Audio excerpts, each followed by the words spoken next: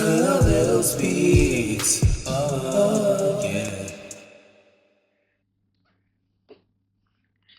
They hear the voice, but they don't know the face. This is Khalil Karrington, and these are the conversations people avoid, but live every day. The ones you think about, but don't always say out loud. The ones that sit with you, long after the moment has passed. Let me ask you something. When did good enough become the goal? Not excellence, not intention, not pride in what you do, just good enough. And I really want you to sit with that. Because somewhere along the way, people stopped trying to do things well and started trying to do just enough to say they did it.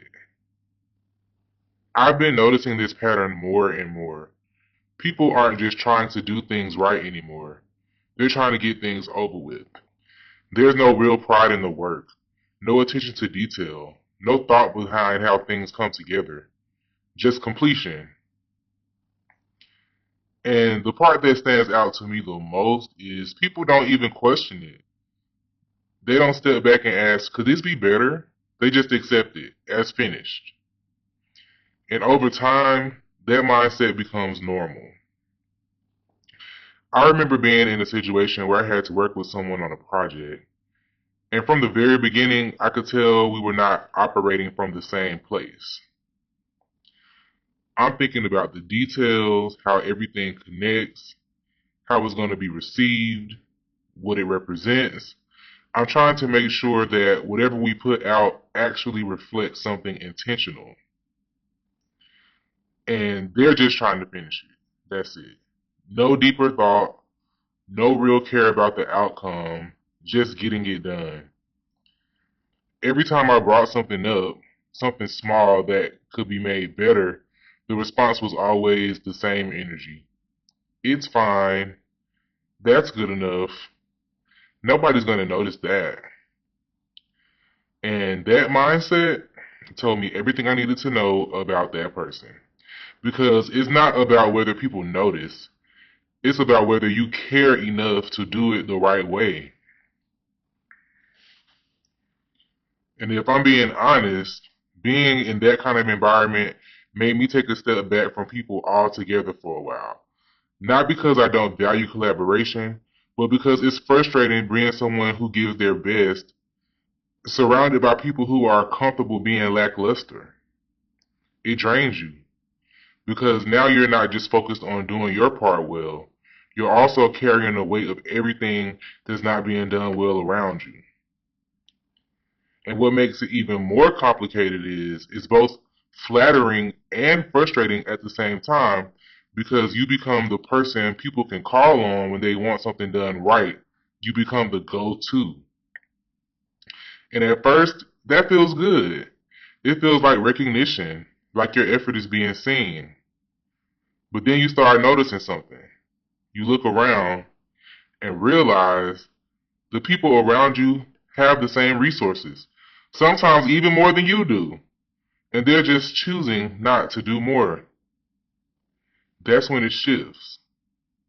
That's when it stops feeling like teamwork and starts feeling like imbalance. And that imbalance builds frustration over time. And that kind of mindset, it doesn't stay isolated, it spreads. Because when you start cutting corners in one area, it becomes easier to justify cutting corners everywhere else. Now it's not just your work, it's how you communicate, it's how you show up for people, it's how you carry yourself. Your standards start to drop slowly and quietly, and most people don't even realize it's happening. Actually, this is kind of one thing I think about and I tell to my colleagues a lot. They'll laugh if they hear this and they'll probably know it's me, but hey, I can tell a lot about somebody's work by how they present themselves. Like it's 2026. You have access. I know. I mean, I don't like to go into beauty standards like that, but at the very bare minimum, you care about how you present yourself. Even if you don't have style, if you don't have to be a beauty guru, but there is a baseline bare minimum. And if you're not even reaching that, I'm not expecting you to put anything into your work. Like, you don't even have the decency to comb your hair. Like, come on now. Anyway, back to the message.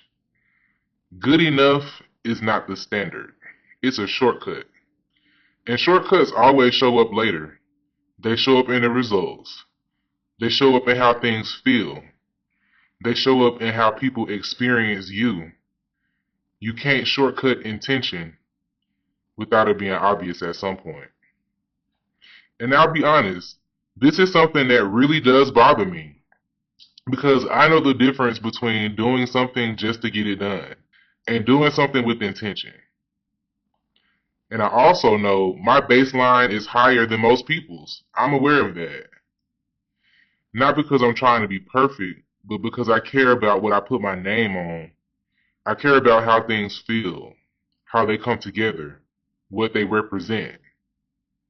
And once you operate like that, it's hard to go back. And what I've noticed is a lot of people don't give their full effort unless there's something in it for them. If there's recognition, if there's attention, if there's a direct benefit, that's when the energy shifts. That's when effort shows up.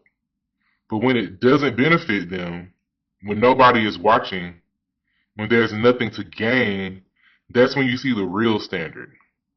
And for a lot of people, that standard is good enough. And if you're someone who moves with intention, that will frustrate you because you're not wired to move like that. You see what things could be, and you don't understand why somebody would settle for something less when doing better is right in front of them. But here's the part you have to be honest about. Not everybody is operating at your level, and expecting them to without recognizing that difference will drain you every time.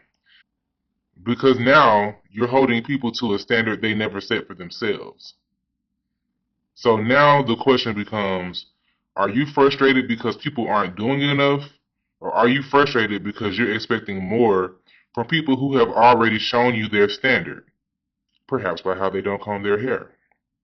Because once someone shows you how they move, you have to decide what you're going to do with that. Once you recognize someone's standard, you have a decision to make. Do you accept it? Do you adjust your expectations? Or do you remove yourself from the situation? But what you can't do is keep expecting excellence from people who are comfortable with average. That's where frustration lives. Because at the end of the day, good enough will always feel lacking to someone who knows what intention looks like. And the moment you decide that your standard actually matters is the moment everything around you has to respond to that.